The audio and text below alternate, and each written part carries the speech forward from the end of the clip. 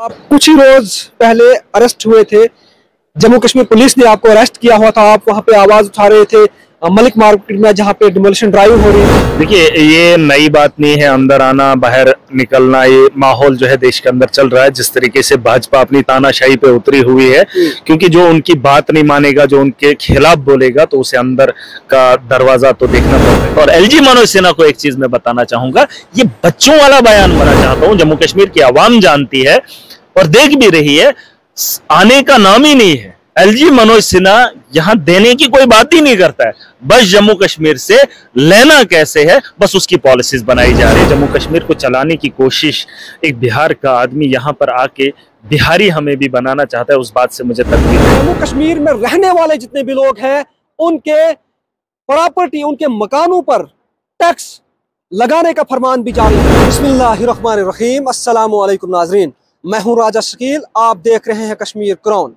नाज़रीन किराम, आए रोज आप देखते हैं कि जम्मू कश्मीर को लेकर मौजूदा सरकार, जम्मू कश्मीर इंतजामिया कोई ना कोई फरमान लेके जम्मू कश्मीर के लोगों के सामने जरूर रखती है। बहरहाल नाज़रीन, पहले जमीनों को लेने का फरमान, उसके साथ साथ जितने भी लोग हैं स्टेट लैंड पर जिन्होंने मकान बनाए हैं, उनको तोड़ने का फरमान। और आज जम्मू कश्मीर में रहने वाले जितने भी लोग हैं, उनके प्रॉपर्टी, उनके मकानों पर टैक्स लगाने का फरमान भी जारी हुआ।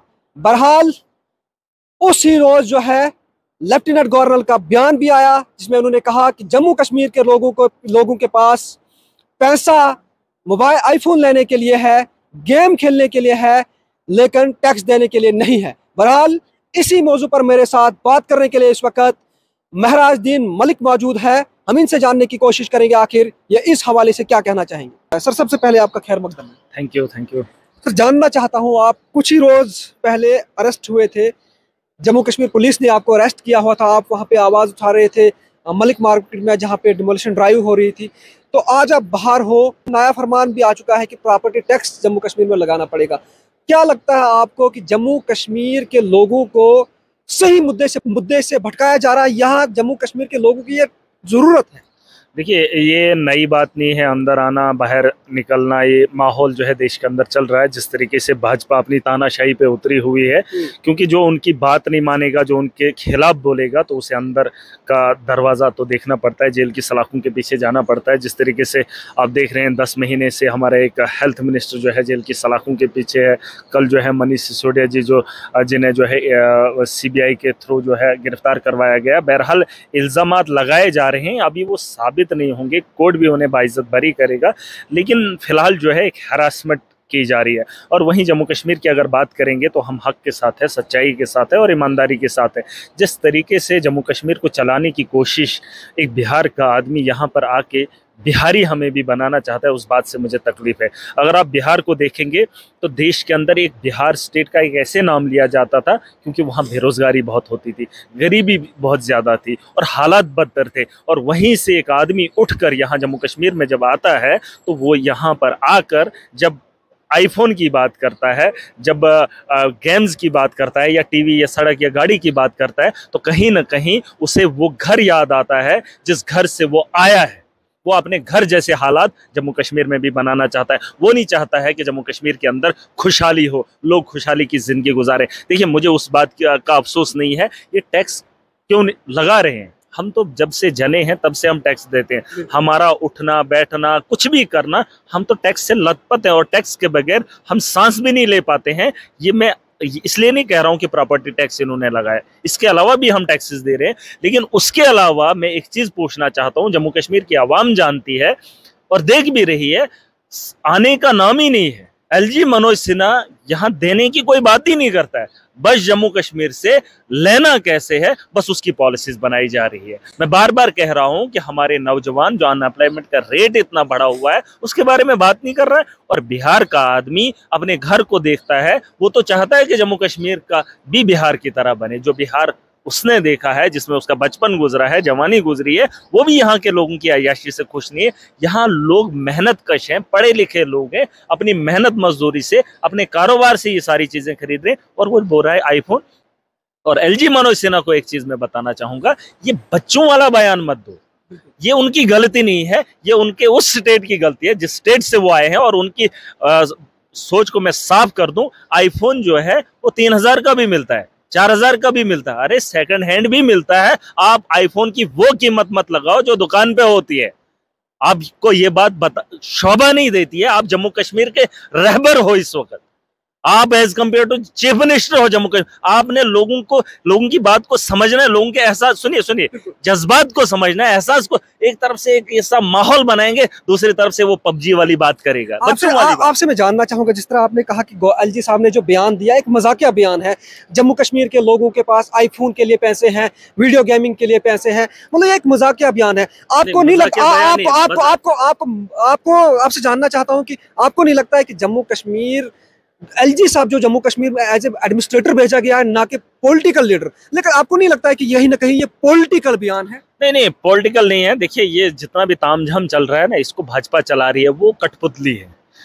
जैसे उनको ऊपर से गाइड होगा वैसे ये चलाने का काम भाजपा की सरकार ही कर रही है। आप ये मत समझिए कि एलजी मनोज सिन्हा पार्टी नहीं है, वो भाजपा का बराबर है, शरीक है, और भाजपा जो उसे बताती है वो वही करता है। और मैंने बार बार कहा कि जम्मू कश्मीर के भाजपा के लोग जो 25 एमएलएज हैं या इनका इस वक्त संगठन है, अगर उन भाजपाइयों की बात एलजी मनोज सिन्हा अगर सुने तो जम्मू कश्मीर में खुशहाली होगी। देखिए, कोई भी पॉलिटिकल पार्टी ये नहीं चाहती कि हमारी आवाम को ये मतलब नुकसान उठाना पड़े। भाजपा के लोग भी नहीं चाहते हैं जो जम्मू कश्मीर के, लेकिन जो सेंटर की भाजपा है, आप समझ लीजिए इस बात को, और जो भाजपाई मुझे देख रहे होंगे और जो नेता ये उम्मीद कर रहे हैं हम जम्मू कश्मीर में सरकार बनाएंगे, जम्मू कश्मीर के नेता, उन लोगों को भी बताना चाहूंगा कि अगर आप इस नजरिए से इस चीज को देखते हैं तो मुश्किल है।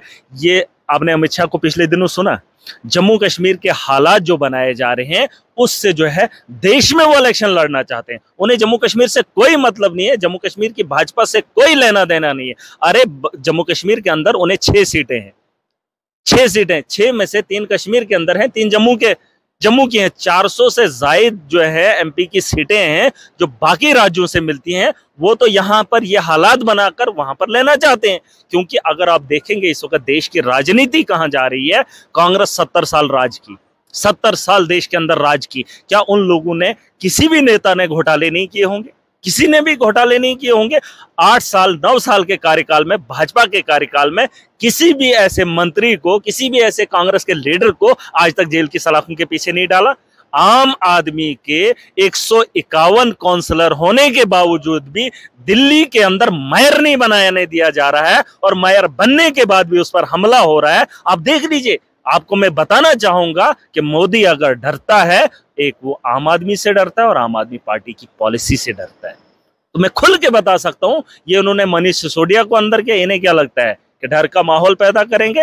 अरे मनीष सिसोदिया दिल्ली के अंदर आपने अंदर किया, उसकी कल की वीडियो देख लीजिए, किस जज्बे के साथ, किस हौसले के साथ वो आगे बढ़ा। हम भी उसी के सिपा सालार हैं, और इस देश को बचाने के लिए यहाँ के हर नागरिक को ये समझना होगा कि मोदी की ताकत को, मोदी की सोच को अगर रोकना है, आम आदमी पार्टी को आगे बढ़ाना होगा। और आप देख लीजिए 70 साल के नेताओं पर कोई कार्रवाई नहीं, कांग्रेस से भाजपा को कोई डर नहीं है, क्योंकि उन्होंने उनकी सियासत को खत्म कर दिया। अब मोदी को डर है, मोदी की जो सियासत है वो कहीं ना कहीं खत्म अगर करेगा तो अरविंद केजरीवाल की सोच। इसलिए दिन रात आपने देखा दिल्ली के अंदर मेयर पर हमला, दिल्ली के अंदर एक 10 महीने से ऊपर एक हेल्थ मिनिस्टर को हो गए। दिल्ली खुशहाली भी है, दिल्ली के अंदर खुशहाली भी हमने लाई, लेकिन सबसे ज्यादा करप्ट आम आदमी पार्टी को बताया जाता है। और वहीं जम्मू कश्मीर के अंदर जब प्रॉपर्टी टैक्स पे बात हुई, डिमोलिशन ड्राइव पे बात हुई, तो एक महराज मलिक पर एफआईआर लगती है। हम भी पॉलिटिकल पार्टी, ये जहां जहां भी आम आदमी पार्टी के वॉलंटियर्स, वर्कर्स और इनकी सोच को खत्म करने वाले और इस देश की बेहतरी के बारे में सोचने वाले लोगों को ये हरास करते रहेंगे, लेकिन हम हटेंगे नहीं। हमारी भी जिंदगी है, हम लगाएंगे इस देश को बेहतर बनाने के लिए। लेकिन जो मनोज सिन्हा जम्मू कश्मीर के अंदर हालात पैदा कर रहा है, इसको भी समझने की जरूरत है। और भाजपा के उन नेताओं को जो बार बार कह रहे हैं, अब बयान भी नहीं दे रहे हैं, ऐसे मुंह फाड़ के बैठते हैं। एक बारी तो बोलते थे असी थे बैठे दिन, आज क्यों नहीं बोलते? आज बोलते हैं कि ये भाजपा ने लाया। अरे तुम बोलते हो गवर्नर हमारा है, तुम बोलते हो मोदी हमारा है, तुम बोलते हो सरकार हमारी है, तो आज जब इन्होंने ये वाला काम किया तो आज अपने सर नहीं ले रहे हो? आप अपने सर क्यों नहीं? अगर आपसे नहीं होता है बाबा, पार्टी से हट जाओ, बगावत कर दो। इतना जलील नहीं होना चाहिए इंसान को कि अगर आपके लोगों के खिलाफ कोई पॉलिसी लाता है तो आप उसके साथ जुड़े रहो। यहाँ अगर मियाँ बीवी में झगड़ा हो जाता है तो उस बीवी को जो है हम घर भी भेज देते हैं या मायके भेज देते हैं, कुछ महीने के लिए उससे किनारा कशी भी कर लेते हैं। ये कौन से दलाल बैठे हुए हैं, भाजपा का दामन भी नहीं छोड़ेंगे और लोगों को लुटते हुए देखना भी चाहते हैं और फिर बताएंगे ये हमारा काम नहीं है। अरे तुम्हारा काम नहीं और किसका काम है? और फिलहाल देखिए, आपको वो लद्दाख की बात कर लीजिए, एक आदमी प्रोटेस्ट किया, एलजी को हटाना पड़ा। भाजपा के लोग इस बिहारी को नहीं हटा सकते? क्यों नहीं? बिहार से आकर आदमी यहाँ पर जम्मू कश्मीर को बिहार जैसा बनाना चाहता है और ये छोटी छोटी बातों का यहाँ मजाक करेगा। अरे मजाक करने में इसको एहसास होना चाहिए, जम्मू कश्मीर की जिम्मेदारी इसके पास है और ये बयानबाजी ऐसी ऐसी करेगा जिससे लोगों के दिल जो है और टूट जाते हैं।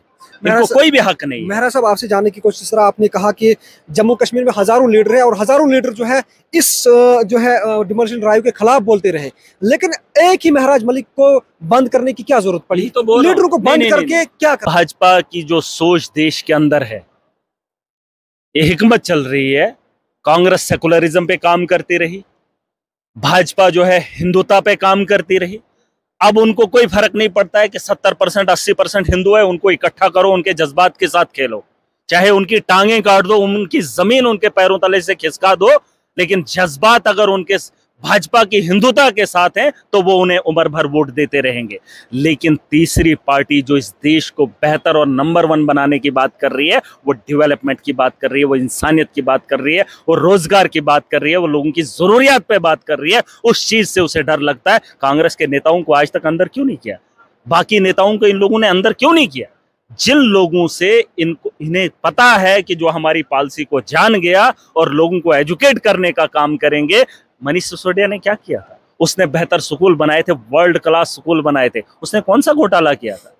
लेकिन उस आदमी की पॉलिसी पर उन्होंने रोक लगा दी। वो नहीं चाहते हैं कि देश के बच्चे जो है या गरीब का बच्चा पढ़ा लिखा बने, वो तो चाहते हैं कि शराबी बने, क्योंकि इन्होंने ठेके खोल दिए हैं जम्मू कश्मीर के अंदर। जगह जगह ड्रग्स को आम किया जा रहा है। एक तरफ से ये पकड़ने का काम करते हैं, दूसरी तरफ से फैलाने का काम कर रहे हैं। ये कैसे कह रहे हैं ड्रग्स आता कहां से? अगर मोदी जी को पता नहीं है दुकानों पे बेचा जा रहा है, इनके कुछ लोग हैं जो जम्मू कश्मीर के अंदर ये ड्रग्स फैलाने का काम कर रहे हैं, तो उसे पकड़ा क्यों नहीं जाता है? लेकिन ये चाहते हैं कि गरीब का बच्चा नशेड़ी बने, वो शराब भी पिए, नशा भी करे और बेचे भी, वहीं से रोजगार भी कमाए, ताकि वो धर्म के नाम पर वोट डालता रहे, इनकी पॉलिसी को एक्सेप्ट करता रहे। लेकिन हमारा भी मकसद है, हम लोगों को एजुकेट तालीमी एतबार से भी नहीं करेंगे, गरीब के बच्चे को पढ़ाने का भी काम करेंगे और उसे बताएंगे भी कि इंसानियत क्या है, हमारा धर्म क्या है, हमारे देश को आगे कैसे बढ़ाना है। इन्हें इस बात से डर है, इसलिए महराज जैसे आदमी को तकलीफ होती है, महराज जैसे आदमी को अंदर जाना पड़ता है। अरविंद केजरीवाल के सिपा सालारों को आज भी एक प्रोटोकॉल में देखेंगे, देश का सबसे बड़ा मंत्री जिसने सच में एजुकेशन में रेवोल्यूशन लाया, वो आज जेल की सलाखों के पीछे है। अरे कितने घोटाले उसने किए? क्या भाजपा के नेताओं ने घोटाले नहीं किए? मैं मानता हूं, चाहे ये इल्जाम लगा रहे हैं अंदर कर दिया, क्या भाजपा के नेताओं ने जम्मू कश्मीर के अंदर या देश के अंदर घोटाले नहीं किए हैं? क्या नहीं किए हैं? उन पर कोई कार्रवाई नहीं हो रही है। कांग्रेस के 70 साल के शासन में कोई भी घोटाला नहीं हुआ है। अरे शर्म आनी चाहिए। ये आप इस सोच को खत्म नहीं कर सकते हो मनीष सिसोदिया को अंदर करने से या सतिंदर जैन को 10 महीने से जेल की सलाखों के पीछे रखने से। आप यहाँ पर दबदबा कायम नहीं कर सकते हो। तुम्हारी सोच को लोग देखते हैं और रोकेंगे भी। वही गरीब जिसे तुम नशेड़ी बनाना चाहते हो, वही गरीब का बच्चा तुम्हारे तख्त को पलटने में देर नहीं करेगा। महराज साहब, जम्मू कश्मीर में मकानों को तोड़कर यहाँ के लीडरों को बंद करके क्या लगता है जम्मू कश्मीर में बदलाव आ सकता है? यहाँ की इकोनॉमी जो है बूस्ट हो सकती है इस चीज से? देखिए, ये गलतियां पुराने लोगों की भी है, यहाँ पर तो फिलहाल है नहीं। मैं पहले भी कहा कि जम्मू कश्मीर से सिर्फ वसूली हो रही है, सिर्फ लिया जा रहा है, दिया कुछ नहीं जा रहा है। अगर आप यहाँ बेरोजगारी की बात करेंगे तो सबसे ज्यादा देश के अंदर है। ठीक है, हम टैक्स भरेंगे, लेकिन भरोगे कहां से? जहां लाओगे कहां से पैसा? मनरेगा की एक स्कीम थी, वो खत्म कर दी। राशन आता था, अब वो मोदी जी ने 35 से 5 किलो कर दिया। मतलब करोगे क्या, खाओगे क्या, निचोड़ोगे क्या, इनको क्या दोगे? आप देख लीजिए ना, जो टैक्स देंगे, लेकिन देगा वही आदमी जिसके पास देने को पैसा होगा। इन्होंने तो पैसा ही खत्म कर दिया। जहां अगर हालात देखेंगे जम्मू कश्मीर के अंदर, अगर आप देखेंगे, मैं बार बार यही कह रहा हूं कि यहाँ का गवर्नर अगर बिहार का बनाया गया है तो बिहार की मिसालें देश के अंदर बहुत पहले से दी जा रही है। अब वो आदमी इसे बिहार से भी बदतर बना के छोड़ने जा रहा है। ये चीज आपको समझनी होगी। तो इस चीज को समझने के लिए उन पॉलिटिकल पार्टीज से मुझे कोई नाराजगी नहीं है, मुझे आवाम से नाराजगी है, क्योंकि वो पॉलिटिकल पार्टीज इस पर बात नहीं करेगी। एनसी की बात करो, नहीं कर सकते हैं।